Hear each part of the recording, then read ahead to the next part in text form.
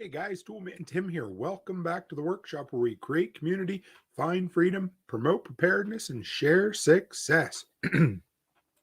So it is February 3rd, 2022, episode 65 of the Workshop podcast. Wow, we've been doing this 65 times now, which is kind of cool. And it's episode 9 of the ongoing Repairedness series. Just got to get a few quick pieces of housekeeping out of the way, and then we'll jump right in. I got a bunch of notes for you tonight, so it should be a real good episode. So I've been hearing from a bunch of people that I should be on Rumble, or at least it seems to be another place to be for freedom-minded, loving folks. So I launched a Rumble channel. If you're looking for the link, it'll be in the description below. Run by there, check it out, and subscribe if you're there. Now, got a question for you. If you're not following PBN, the Prepper Broadcast Network, how come? There is so much good content. I guess the only reason you might not want to is because there's so much good content over there that you might be worried you're going to miss out on some. But this week was awesome. We had Ryan and Colin did an incredible episode on the Next Generation podcast talking about underground bunkers, how to find them, where to be, the whole works. It was awesome. It was great. And who else did we have? Matter of Facts guys did an awesome podcast on AKs, everything there is to know about AKs. And James, our intrepid commander, he did a really, really good episode on how the battle for freedom is generational and it never, ever ends. So it was great. Take a minute, check it out. And then I had Ryan. Some of you guys would know, of course, but I had Ryan from the Next Generation podcast on my Sunday night live stream. We had an awesome time. And number 3, the best one. This is my second annual Groundhog Day Prepper Gear giveaway. I don't know why I love Groundhog Day so much, but I do. There's just something about it. Anyway, so run by toolmantim.co to enter. We got a bunch of cool prizes. We got an American-made can opener, a deluxe tire plug kit. We have a Wi-Fi freezer alarm, a Lansky knife sharpening kit, and a bunch of other, and at least one other prize mixed in there. The draw is going to be on February 14th, 7 p.m. Mountain Time. There's enter the draw, you get one free draw, and then there's ways to earn 4 more. So yes, and James, if you can hear me over in Element, just let me know if everything's coming through good. Did a bunch of tests this week to make sure. Oh, and anybody who's listening on PBN, we had a technical difficulty last week. My Thursday show came through so quiet you could barely hear it. I had to turn the audio all the way up, even after doing some tests. So looks like we got everything out there. Yes. PBN. Hey, James, how are you, man? It is great to see you, buddy. So yeah, anyway, so those are the announcements. We're out of the way. Let's move on, guys. It's great. So tonight we are going to talk about the armor of our home, the thing that keeps the outside out and the inside in. Basically, what protects our last line of defense, our bug-in location. So, like I said, it's the armor. It protects us. It helps keep, if we don't have the exterior in good shape, it could end up turning, an everyday common natural, I hate to use the word disaster, but it can end up turning a reason to bug in into a reason to bug out. And we all know that the worst time to bug out is when you are in the middle of a disaster or any kind of weather event. So anyway, driving around the countryside here in Alberta, and my buddy Chris Dixon, I'm sure he sees them all the time. There's abandoned farmhouses everywhere. Has a lot to do with the amalgamation of farmland, bigger and bigger companies buying, then people moving off or families dying out. So they end up leaving the farmhouses behind, right? And there's nothing worse for a home than to not be lived in, because when you live in it, if you have a draft, you fix it. If you have a leak in the roof, you fix it. But when these houses are sitting empty out in the prairies, first thing happens, a shingle blows off. Then the rain gets in. And then, it doesn't take that long. And that little chink in the armor, the rain gets through, it starts rotting. Or, how about if you're in your home in the middle of summer and you find everything's humid, you're going to open a window and ventilate it. However, these empty houses or these houses that aren't taken care of, doesn't happen. They end up rotting from the inside out. So it just goes to show that just a little bit of regular routine maintenance is really all it takes. Back home, where I grew up in Nova Scotia, I used to have this aunt. Her name was Connie, and she was blind. I don't even think she was my aunt. We just called her my aunt. She lived in Massachusetts, and it was always cool when she came home. She'd come home about once a year, and they had this little tiny, I don't say tiny, it's like a 2-story lime green cottage that they would come home, her and her husband, Vinyl, just like Vinyl Records. I don't know. Anyway, they would come home and they would stay 2 or 3 weeks in this little cottage. We'd go and visit them, and they would do the maintenance on it and everything. And I bet you she hasn't been home in 20 years. I'm sure she's long past at this point. And the house, it just, every year they came home and they fixed things, everything stayed good. But then as soon as they stopped coming, a shingle would blow off. Then a little bit of rain would go in. Now, I mean, this has been 20 years, and I know stuff happens fast. But when I was home at Christmas time, the roof has completely caved in, and there's shrubbery growing in through, well, the windows aren't even there anymore, just what holes used to be there. Another 10 years, and the entire house is going to collapse. So I know this is extreme, and it's kind of interesting, whatever, but that's the whole way it goes. One little thing gets ignored and doesn't get looked after, and then it becomes worse and worse and worse. So, I always say, always fix a loose screw, because if you have a loose screw in a hinge, the first thing that happens is the screw falls out.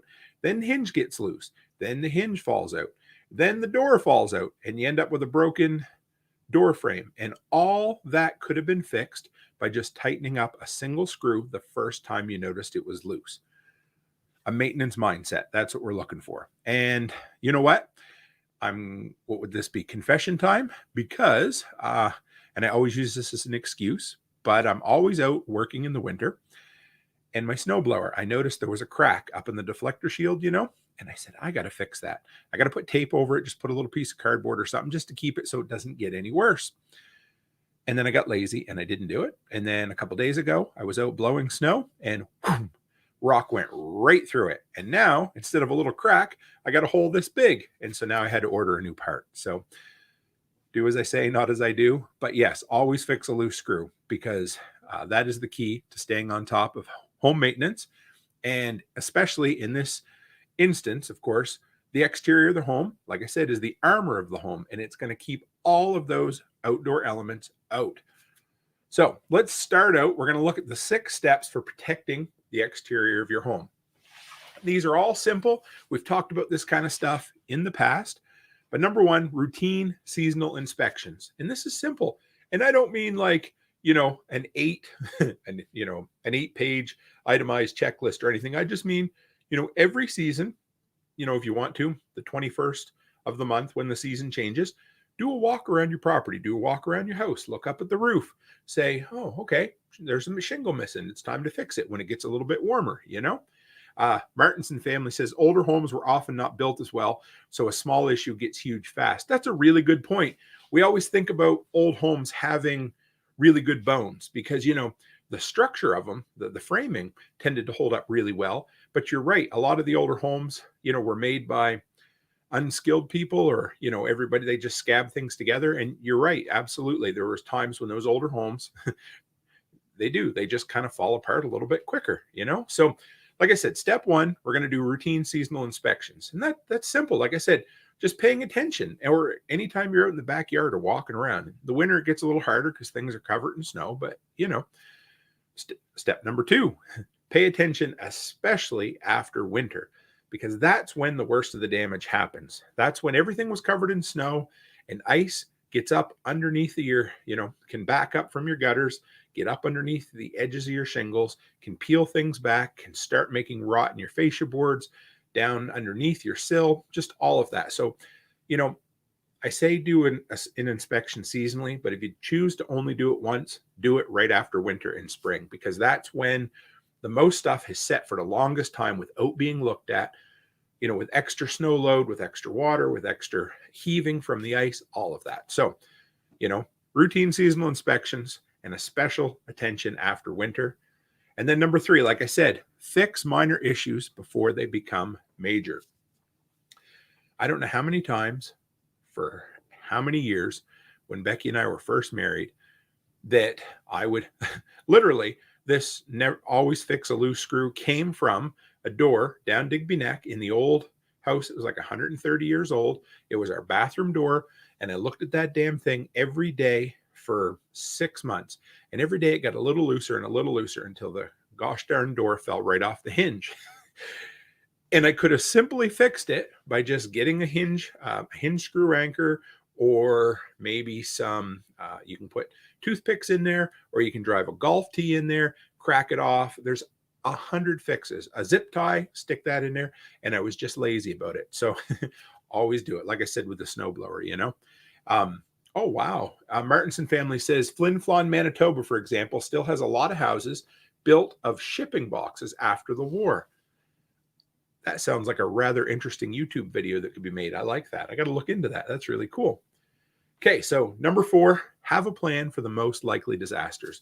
We talk about this across the board in preparedness, but you know, that's part of the reason I had the poll tonight. Which of the main disasters are you most likely to end up having an issue with? So have a plan in place ahead of time.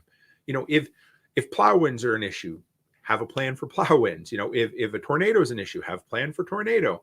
You know, if you live in you know, an area where hail comes through all the time, have a plan in place for all of that. It's all just, it's important. And if you have a plan ahead of time, then you don't panic. Like the story Chris talked about a few weeks ago there with the lady who was absolutely panicked because there was a wildfire coming, even though it wasn't anywhere near her, because she didn't have a plan. She was just trying anything. And a lot of times that's when we get ourselves in trouble. Now, a plan's great, but if you don't have the materials, what good is a plan, right? So, for instance, things like plywood on hand to cover your windows in case of a storm, or extra shingles. We're going to get into that, but have the materials in place. Step 5, have the materials in place so that you can respond to whatever disaster it is using the plan you had in place. And then this is Blue Tarp, Snail Creek Homestead. Once again, peeking at my notes, guys. But yes, tarps are essential. We're going to talk about that in a little bit too. Now, here's the one that a lot of people fail to do. Number 6, do a post-incident assessment. That helps you fill in the gaps in your preps. Because, and this is an area that a lot of us, we don't like to admit when we screw up, right? Not a big deal. We just don't. So the thing about it is there's no shame in being unprepared. The only shame is in not learning from that unpreparedness. That, you know, when my wife and I first started camping, we went camping and I kept a list of all the things I needed that I didn't think of. I thought I would need, and I didn't. And then you fill in your gaps and you go from there. And that's what happens after a hailstorm. And you're like, well, you know what? If I knew that was coming, maybe I could have parked my truck on the east side of the garage so that the prevailing winds would be sheltered from it, you know, that kind of stuff. So just have a post-incident assessment and just say, oh, what could I have done better? What did I screw up? What can I fix for next time? What materials can I have on hand? And like I said, there's no shame in being unprepared for something if you didn't see it coming. It's just the only shame comes in if we don't learn from our mistakes, right? So anyway, so then we're going to talk about the 4 main weather systems that really test our home's armor. And there's probably 5. Well, there is 5, but I didn't include fire. It's kind of its own beast, and we are going to deal with each one of these in their own individual episode. We did the snow one already, but the main 4 we're going to talk about tonight, and if you guys remember Captain Planet, it kind of sounds like that. But wind, rain, snow, and hail. I don't think there was hail in Captain Planet, but anyway. So first one we're going to deal with is wind. And, you know, this is something you're going to check ahead of time, and you're going to check after the time. But you're going to make sure your chimney caps are in place and secure, right? Caps to your vents are in place and secure, because that's the kind of shit that ends up blowing away. It's the type of thing that you end up finding in your neighbor's backyard that went through their beautiful gazebo because you didn't have it secured, right? You're going to take a walk around, look for missing pieces of siding or loose pieces of siding, because that's the type of thing that might not be a big deal until you get a real bad wind come through, and then all of a sudden the first piece of siding goes, and then the second piece. And quick tip, it's almost always the top piece of siding, because that is the piece that you end up trimming that doesn't have any nails to hold it into place. It just friction fits up in there. And Joseph Mills, I don't think he's in here yet tonight, but he gave me a good tip last summer. He said, put a bead of caulking up in your undersill trim and then push it up into place, because once that piece comes out, every missing trampolines. Oh yes. Once that top piece comes out, then everything else is exposed. The wind can get behind it, and more so, the rain can get behind it. So keep an eye on that top piece. That tends to be, I think in the last couple summers, I've replaced 3 or 4 pieces for people, and that was always the piece that blew out. So keep an eye on that. Check for your proper weather stripping around your doors, because that's when you're going to find the drafts. And the best time to check for a draft is when the damn wind is blowing. Just go around. Sometimes you can just kind of walk around, put your hand up and run it around, and then you'll feel it. So, hey, we got Sunnyland Camper in here tonight. Nice to see you, sir. And and then also make sure all your windows are operating properly. And some people are absolutely blown away. But Ted says to make sure you cut and remove all your coconuts, and make sure that all your local iguanas are secure and tied down to their trees so they can't blow out. That's very important in Florida as well. You got to watch out for falling iguanas. It's an issue. And then check your crank windows and that kind of stuff. A lot of people think when the hardware on a window is broken, that is it. You can't fix it. You need a new window. That couldn't be any further from the truth. A lot of that hardware is made by one company or a couple of companies. And if you can get the numbers off the arm and that sort of thing, it's super easy to replace. Just take a few minutes, watch a couple of videos, order the right stuff, and you can fix it. Sunnyland Camper says, Bic lighter works great to find drafts. Yes, it does. Or incense too, but yes, that's a great idea. Last summer, and here's a short little thing. Keep your shit secure. Because last summer, I took my daughter over to swimming lessons, and it was the most calm day that we'd had in a while. And all of a sudden, the wind just went crazy. Use gas leaks too, yeah. And then all of a sudden, the wind just went crazy. And the locals told me they call it a plow wind. And I guess that can kind of be like the leading. Now, if I have this wrong, somebody correct me, but the leading edge of a tornado, we didn't end up having one, but we had like 6 to 8 inch branches down all across town. And I went back, and I'd been in the middle of putting up siding, and I had half a lift of styrofoam in the back of my dump truck, and I didn't secure it. So I came home to styrofoam all over my yard. Now that's just something simple. It's not going to wreck anything, but if you have the wrong thing that isn't secure for a long period of time, you can end up, having a liability kind of issue, right? So Ted says more people die from coconuts down here. Let's bring that up. More people die from coconuts down here than die from lightning, and we're the lightning capital of the states. That is insane. That sounds like a problem that Gilligan's Island would have had. Anyway.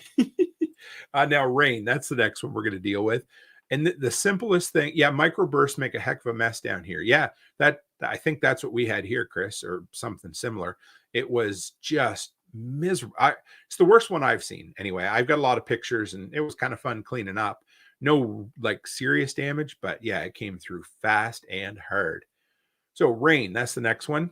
Keep your gutters free and flowing. And you guys know I harp on keeping your gutters clean, or as we call them up here, eaves troughs. But keep them clean. And especially in the fall, that's when all the leaves and everything get in there. There seems to be around here about a 2-week window where all the leaves have fallen, and it hasn't gotten so cold that everything's frozen to a massive pile of mud and leaves and ice. So get them clean before winter gets here, so that as the snow melts, it's going to run off. Now, if you've got those like underground, some people have them, the downspout comes down and then goes into a pipe underground. Make sure you fish that out. Make sure it's good and clean, and there's nothing obstructing it, because the last thing you want is for something to freeze or get clogged in there and then back up and make a huge mess for you. Now, I had to look into this because I've never had one of these on my home, but if you live in a heavy lightning area, like Ted said, maybe consider installing a lightning rod. Now, I looked on some insurance companies' pages and stuff, and they said they recommend to have a lightning rod if you have trees that are taller than your house within 10 feet of the house, or if your house is exceptionally tall and you live in a heavy lightning area. I just thought it was kind of interesting. But yeah, if you live in a place where lightning is a serious issue, then maybe why not install a lightning rod? I'm sure there's local experts that can help you. But yeah, and then when it's raining, here's another thought. Roof leaks are rarely ever where you think they are. So if you see the water coming through on the inside, that's a good place to start because the leak isn't any lower on the roof. But what you're going to do is you're going to find it and then you're going to follow it up and try to find where it stops being wet in the underside if you can find it. But a lot of times water will, come in up here and then work its way down, kind of snake around right to the bottom. And it can be a hell of a time trying to find where the actual leak is. So just remember that. Now, snow. I always love talking about snow and winter weather. Here's one thing. A lot of times, and we'll talk about this a little bit later too, but outswing doors are great because the harder the wind blows, the tighter the door seals, which is great, except when you're dealing with snow. And when you get a huge, heavy pile of snow outside of an outswing door, it can be rather difficult to get out of your home. So just something to think about. Have a plan. If you're building a house, maybe have one outswing door facing the prevailing winds and then have an in-swing door on the other side, something like that. You never know, right? Also, when you're using your snowblower, and this, these are all kind of random thoughts about this stuff, but it's things I've ran into. Make sure you point your snowblower away from the house so that you're not picking up gravel from the driveway, kicking it up on the house, putting holes in your siding. One time in high school, it was a cold winter's day. And for some reason, I thought I was going to be, I don't know, Wayne Gretzky or something. And I had a tennis ball and I picked it up, I threw it in the air, and I decided I was going to swing and hit it with a hockey stick. Except I missed and put a great big chunk out of the siding. So never underestimate how brittle vinyl siding can be in the winter. And that's why don't ever point. I know it should go without saying, but sometimes we get, frustrated with the cold and the snow and that kind of stuff. But just remember, be cognizant of which way you're pointing your snowblower. Sometimes I even do it. All of a sudden I'll be going along and I'll be like, shoot, I'm shooting that in the street. And I forgot to flip it around. So just pay attention, Make sure you keep snow away from your AC units, your dryer vents, your electrical. I've got an electrical box on the outside of the house where I can feed in my generator. I've got another one next to my AC unit. So just keep an eye on those. You don't want any moisture getting in there, causing condensation, corrosion, or, a short or something like that, right? Now, you guys know whenever I put these episodes together, I always like to look up some interesting facts, things like that. So I asked everybody, and if you didn't see this, I had a pinned post at the beginning there, but I just asked what the largest piece of hail you've ever seen land in your local area. It's always fun because people love to talk about that. But I looked it up, and apparently, hey, there's Chicken Hawk. I thought you were coming into, he was going to come in and harass us tonight. So classifications of hail. There's really three. I mean, there's four if you talk about just the little tiny ones, but they basically said moderate hail for insurance purposes is golf ball size. Severe is billiard ball or pool ball size, and very severe is baseball, hardball size, and up. I would not want to get hit by one of those. I always think about, I think it was the day after tomorrow when all the weather started going crazy. I think it was over in Japan or one of the Oriental countries, and the nasty hail just come down and started decimating people and cars and everything. So it's, yeah, I mean, I know that's a little extreme, but you would never want to get caught out in it. But hail most typically from May to September, the Midwest being the most common, and South Dakota, Nebraska, Kansas, Oklahoma, and most of Texas are in what is considered the extreme area. Just something to think about. Okay. And Ted says by code down here, all doors must be, I think you mean outswing since Hurricane Andrew. That makes sense. Okay. So here's a quick fact for you guys. Largest hailstone ever landed in the United States was in Vivian, South Dakota, and it was 8 inches in diameter, 19 inches around, and it weighed a whopping 2 pounds. I don't think I'd want to have a 2-pound rock falling on me from the clouds, but anyway, just something to think about. And I started looking around, and when they're that big, they can literally go through your shingles, your roof sheathing, down through your trusses, and down through your interior walls. This one lady had a picture of where it had come right down through her roof and had landed right in her living room. So yeah, to me, that's just insane. Absolutely. But yeah, I wouldn't want to be out in it, right? But a couple of things. So, we always talk about existing homes, ones we live in, ones we buy and renovate. But a couple of things I got thinking about is, if you're building something new, a few things you can think about. Consider asphalt shingles if you live in hail country, because here in Alberta, every time there is a hailstorm, there is a metric shit ton of insurance claims on metal roofing, because nobody wants metal roofing with all the little dings and dents in it, right? So now, if you do use metal roofing, reinforce behind it if you live in hail country, 2-inch high density foam, something like that.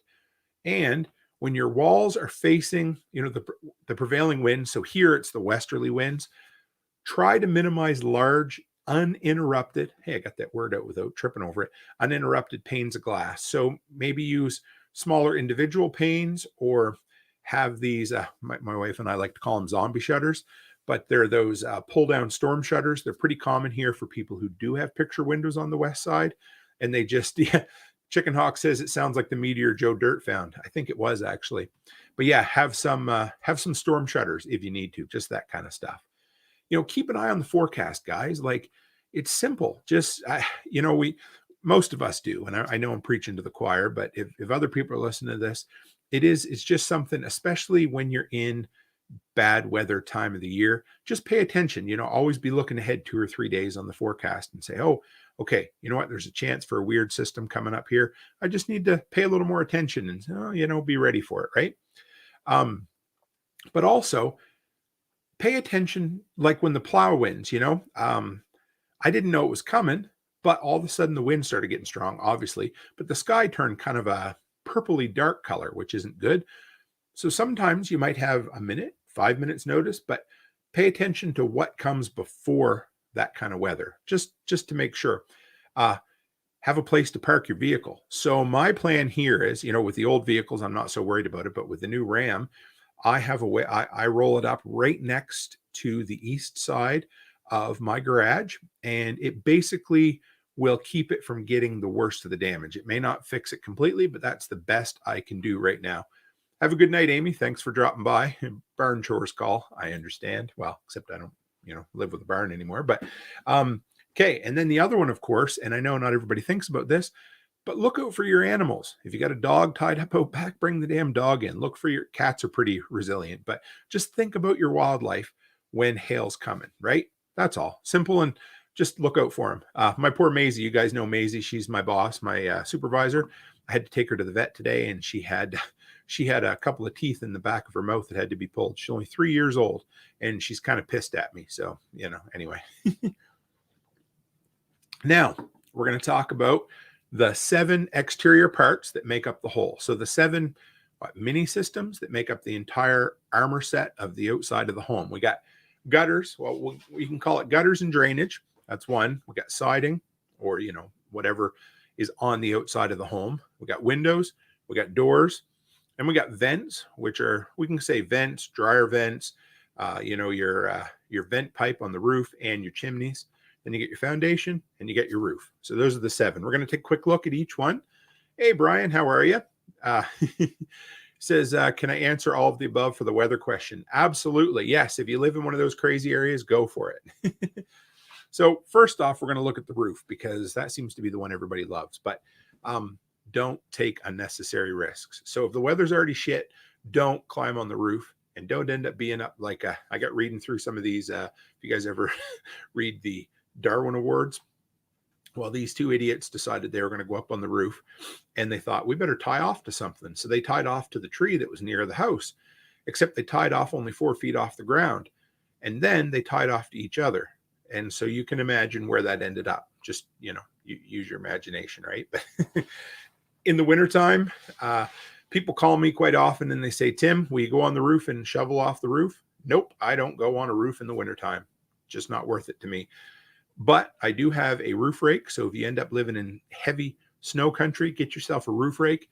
Mine is three 6-foot sections long. So we're 18 feet. So I can get up about 12 to 14 feet up on from the eaves and just pull as much of that snow off. Even if you can get some of it off, it's going to end up saving your roof a lot. Pay attention, especially to the south facing of your roof, because those are the ones, well, for us in the northern hemisphere, that's the area that bakes. It's the area that sits there, 24/7, but year round, getting all that UV radiation. And a lot of times you end up having to replace the south facing shingles more often than the north facing. So pay attention to them. And don't let things get too bad. I've got a house that I've looked after for a few years. It has a low slope roof.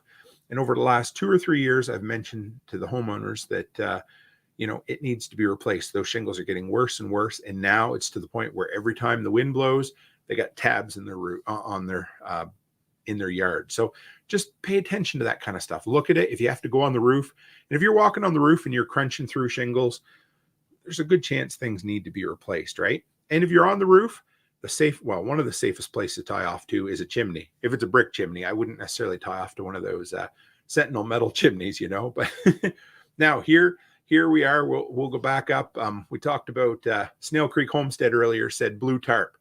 And if there's one thing to keep on hand, well, there's a few things, but for a roof, is have a tarp and get yourself as big a tarp as you can handle. Something that'll at least cover a quarter of your entire roof. And then maybe, chances are you're not going to have to tarp the entire house, but if you had a couple of those, at least you could cover half. So learn how to tarp off a roof. And this is something that not everybody knows, and it's not necessarily easy, but go along the edges, put a 2x4 down, roll it over 2 or 3 times on the tarp, and then put some roofing nails through it, and then secure that 2x4 to the roof. Then pull your tarp all the way across, stretch it out, and then repeat the process on the other side. And then you really should go up the edges with some strapping and nail that down as well. Because if you don't, first thing, one little gust of wind gets in underneath that tarp and all hell breaks loose and you're a mess. So just watch a few videos on how to tarp off a roof, because it could save you a ton of headache. And again, don't try to tarp it off when it's raining, when it's blowing, because you're going to have a bad day. And you could end up really seriously hurting yourself. But keep a few bundles of shingles or a bundle of shingles on hand, because what's going to happen is down the road, you're not going to be able to replace the right color. So have something that's very, if you lose a couple of shingles, learn how to slide them in under, nail them, keep a little extra roofing tar on hand, keep some extra roofing nails on hand, have a good sturdy ladder. Spend money on a ladder. What do they say? That a man should never skimp out on anything that separates him from the ground, and a ladder is one of those things. A bed's another. I'm not sure I'm worried about a casket, but shoes, tires on a vehicle, anything that separates you from the ground, don't skimp out on it, because you're going to have a bad day if you do. Windows are next, so we'll deal with them. Like I talked about a little earlier, storm shutters. If you live in hail country, consider getting yourself some storm shutters, or make your wife a nice set of decorative wooden shutters that also double as zombie shutters. So if the zombies, if the hail comes, you can just close them, lock them up, and pretend like it never happened, like Night of the Living Dead, right? We just want to board up the windows, and neighbors are none the wiser. Urban camouflage, right? They're nice, pretty, with hearts on them or something, but you can also close them in an emergency. Replace the broken latches on windows so they lock properly, so that the wind, can't open them or get behind them or blow them out. Clean out the tracks in the windows. So most modern thermal pane windows have a drain in them, but they can get clogged up. They get that kind of, I don't even know how to explain it, but that black dirt that gets in them from mildew and mold and that kind of stuff. And it can clog those little tiny, if you look on the bottom of most windows, there's a little drain hole there. And that's designed, of course, for any of the water gets down in the track, it'll roll out and down onto the ground instead of backing up into your home. So just keep an eye on that. Once a year, go around with like a wet rag, clean that out, or vacuum it out with an upholstery brush, or a shop vac with those long, narrow tips, just something like that. But keep all the tracks clear in your windows. And you can even, like a spray lithium grease or something like that if you want to make sure your windows slide really well. But just make sure you let the rest of the family know and they don't open the window and slide it so hard it ends up smacking. And Ted says, I don't think zombies can get through our impact windows. No, you're probably right. And that's another thing I forgot to mention tonight. But if any of you guys have ever looked into it, 3M makes this security film. And I think somebody in the community might have mentioned they tested it before. It might have been Brian. I can't remember. But it basically is a peel and stick clear adhesive that goes over a window. So it's good for security, but it can also be at least a safety issue so that, if you have hail that hits it, it's not going to shatter and go everywhere. It might crack, but yeah, it'll be a little safer. So for windows, keep enough, I love having plywood on hand or OSB, chipboard or whatever. So I never need an excuse to keep it on hand, but make sure you have enough on hand to block out your windows in an emergency. Keep some generic weather stripping on hand too. Just go around your windows and see, okay. Oh yeah, Brian says he wants to try it. Yes, I can't remember who that was, but yeah, there's a 3M sticky film. I would love to get my hands on some. They'd make some good videos, but keep some weather stripping on hand for all the windows. Just go around and look. Most of it's that really thin, felty looking stuff. You can usually buy it by the roll. Check Amazon for that kind of stuff, but just have some. You don't need a lot, but it's just going to save you, if you have a real windy time in the wintertime and you're like, oh shoot, the weather stripping's gone. Well, you can just replace it and then hopefully stay just a little bit warmer. Doors. And I could have probably put doors and windows in the same category, but I'm making the outline, so I'm okay with it. But, take a minute and inspect your doors. So make sure they open and close properly. Check the latches, check the knobs, check the hardware. If it needs it, you can, again, I love spray lithium grease or fluid film is probably my favorite. You can use that to make sure everything's working good. Now, if the door is rubbing, so say it's rubbing at the top, right? Take the pin out of the hinge, put a shim up there where it's rubbing so that it gives you an even gap all the way around. Then what you're going to do is you're going to look at that top hinge and you're going to notice that those circles, the place where the hinge pins go in, they're going to be out of line now. So, normally your pin goes down in. So now they're going to be a little bit out of line. So what you do is you're going to take a pair of pliers and you're going to bend them so that they're straight. And then you're going to tap the pin back in. And now your door is going to shut perfect without rubbing. And it's super easy to use or to do, sorry. Okay. Chris says, I put Expel paint protection film on all our windows. Save the RV windows from hail this year. Chris, if you know where I can find that, send me a link or I'll Google it later. But I want to look into that because I think that would be really good. Ted says the film ain't going to keep zombies out. It'll just keep them from getting cut and make them all sticky. That is true. Can you imagine zombies with glass stuck all to their faces because they ended up trying to chew through the 3M security film? That's a pretty good picture. There might be a short video out there for that too. But yeah, so take a minute and look up how to fix a sticking door or a rubbing door because it's worth it. And again, go around the weather stripping and replace all this stuff before it becomes a problem, before it's minus 35 and the wind's blowing 100 miles an hour, right? And also keep a pack of screw anchors on hand. And in a pinch, you can use those white drywall anchors. I've used them too, but there's really nice, they're like a conical shaped red anchor that screws right into where the old screw popped out. And it gives you something nice and new to screw that hinge screw back into, and Bob's your uncle. That's all there is to it. So look those up. I got them over on toolmantim.shop. You can check them out there, but I love them. They're great. They're not the cheapest thing in the world, but boy, they're a lot cheaper than having to replace an entire door. Let's just put it at that. But yeah, look up that hack on how to adjust hinges, because to me, when I first saw that, and I can't remember where I saw it, but it's so damn simple. And again, we don't think about it, but a rubbing door, like right at the frame somewhere, it might just be a minor inconvenience at first, but over time, it can literally wreck the door. So it can wreck the hinges, it can wreck the hardware, it can even wreck the frame. So just keep an eye on it and fix it, Now, chimney and vents. So at least once a year, if you've got a brick chimney or an older stainless steel chimney, it's not going to hurt to get your old ladder out, climb up the ladder, take a walk on the roof if you're comfortable with it, and do an inspection. So my dad, he, up until a few years ago, well, it's still up on the house, but up until a few years ago, he used the brick chimney that had been there since the 60s, I think. And I think the chimney was more parging than it was bricks at this point, because the old parging, that's the cement between the bricks and around the bricks and that kind of stuff. It had basically disintegrated. I'm sure the salt air on the East Coast had something to do with it, but it just kept falling out, and Dad would have to replace it. And eventually a couple of bricks come out of the chimney. So a little bit of routine maintenance on a brick chimney can go a long way. Can end up saving you from having to have an entire chimney rebuilt. And that ain't cheap. You know what masons and bricklayers are like.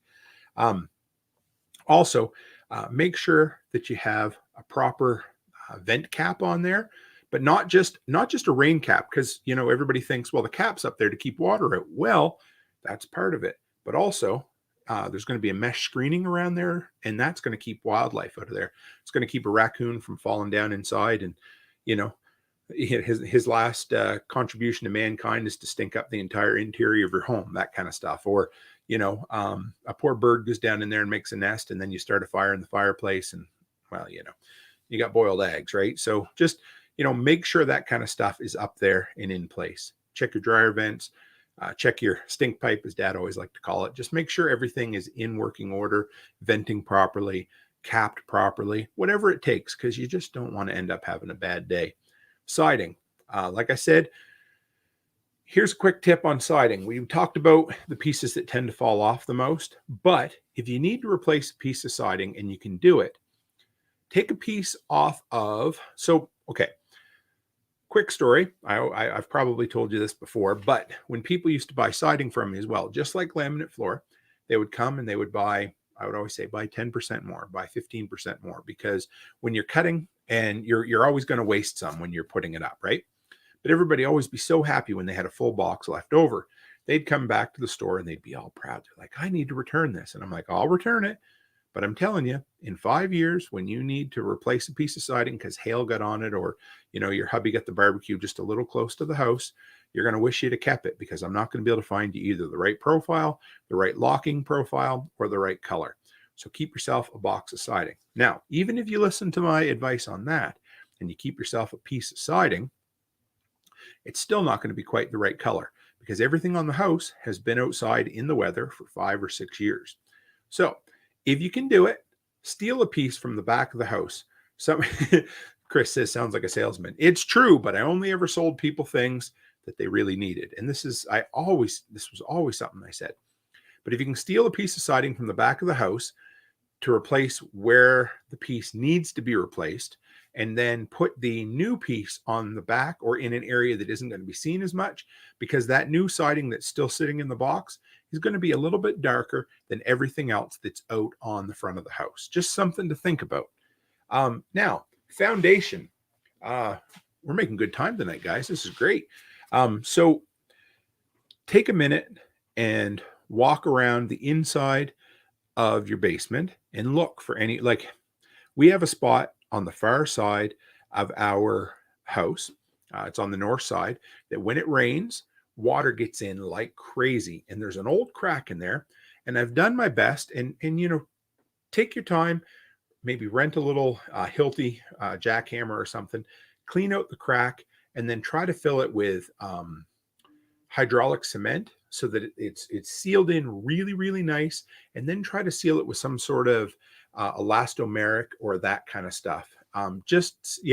Actually, that's a really good tip. Martinson family says that's why my house is white. Then you don't have to worry about it fading so much, do you? My parents had, do you guys remember color lock siding? It was like this fiberboard siding that had a color kind of built into it a little bit. Well, when I was a kid, before they had vinyl siding put on, you could run your hand along it. When you were done, your whole hand was white. I'm not sure that was super healthy, but anyway, that's another story. But yeah, take a minute and try to fix foundation issues from the interior first. Also, pay attention to the slope of the ground outside of your foundation if there's an area where water's coming in, because sometimes, of course, it's sloped toward the house and you end up having water coming in.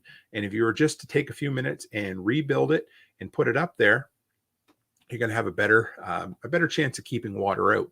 And also make sure your eaves troughs, your gutters, are in good shape. And if you're like me, make sure you get them installed before winter comes, because I hauled all my gutters down last year to do my siding. I did the entire siding, but I never got my gutters back up yet. So they're going up in the spring, but the south side of the house is like an ice rink. Everything comes down because, of course, that's the side that faces the sun. It drips off, it melts off, and it turns to a sheet of ice.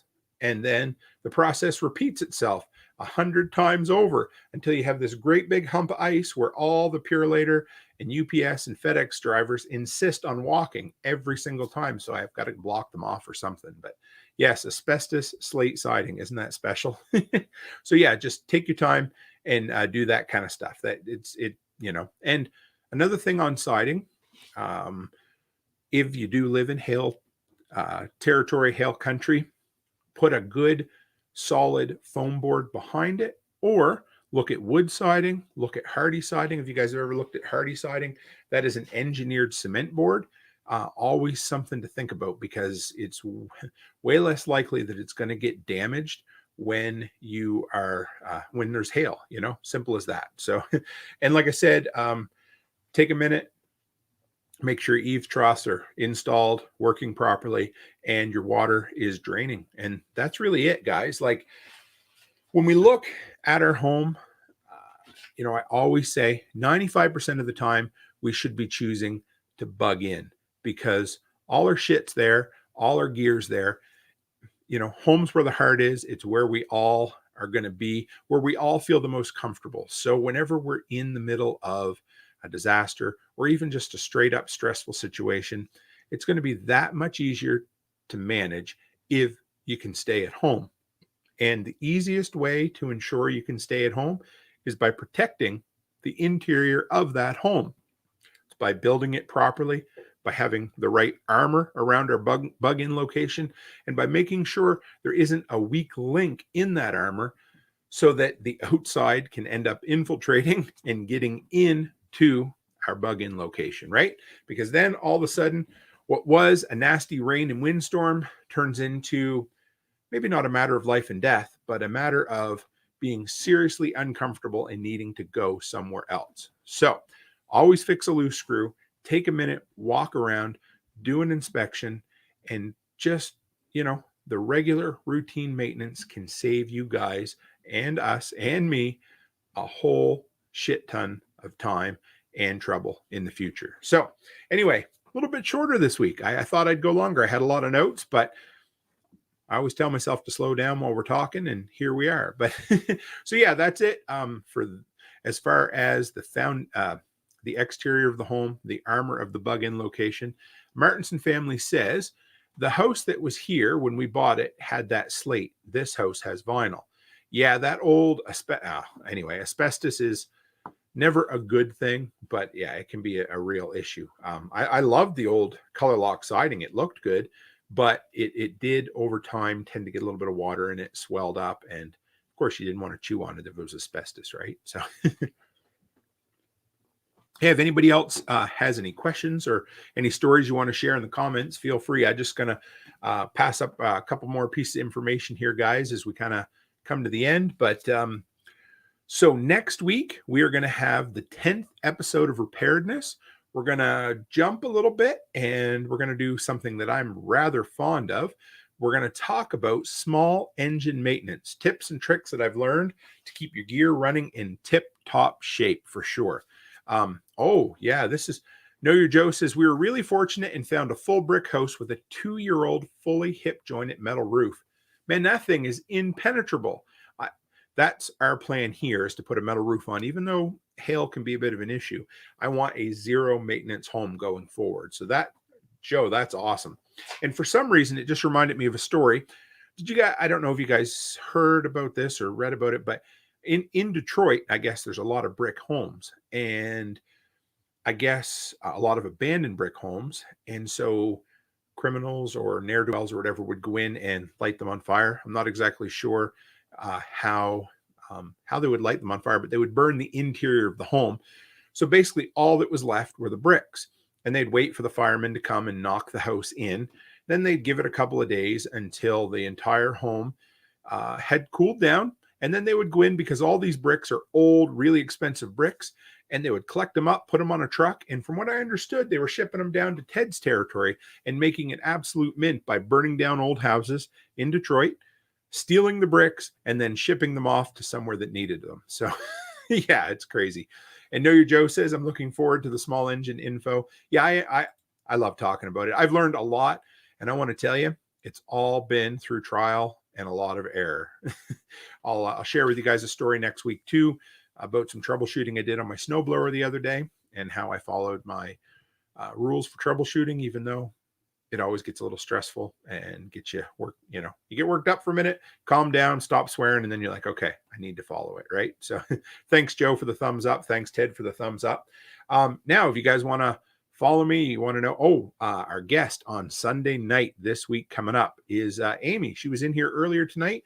Amy Dingman from A Farmer's Kind of Life. She's going to drop by the workshop, and we are going to talk about being brave enough to suck at something in order to do great things. Because I guess that's one of the I guess that's one of the steps towards success, is being willing to be uncomfortable, being willing to suck at something new so that you can get better and put out a better product, put out a better content, or whatever it is, be a better handyman, be a better daycare worker, whatever it is, not being scared to suck so that you can get better.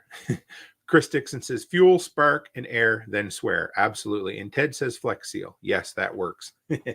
So guys, if you are, for those who don't listen on PBN or Prepper Broadcast Network, like I said, why aren't you? You should be. There's some awesome stuff over there. I love the content they put out. But so I'm Thursday night, and if you want to follow up, the next show on PBN is our friend Carl A.D. Brown. His show is called The Strange Truth, and it's always a really lively discussion on Christianity, preparedness, and the best part is it's the news stories no one else wants to talk about, because, well, we don't always have those discussions, and it's a lot of fun. He's a great speaker, a lot of fun to listen to. So drop by, take a minute, and there's some excellent content creators over there.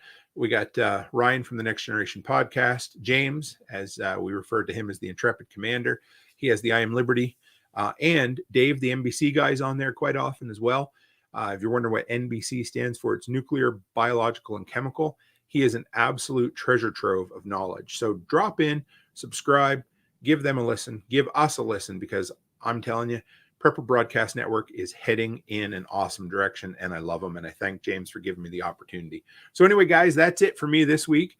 As always, stay happy, stay healthy, and have a great week.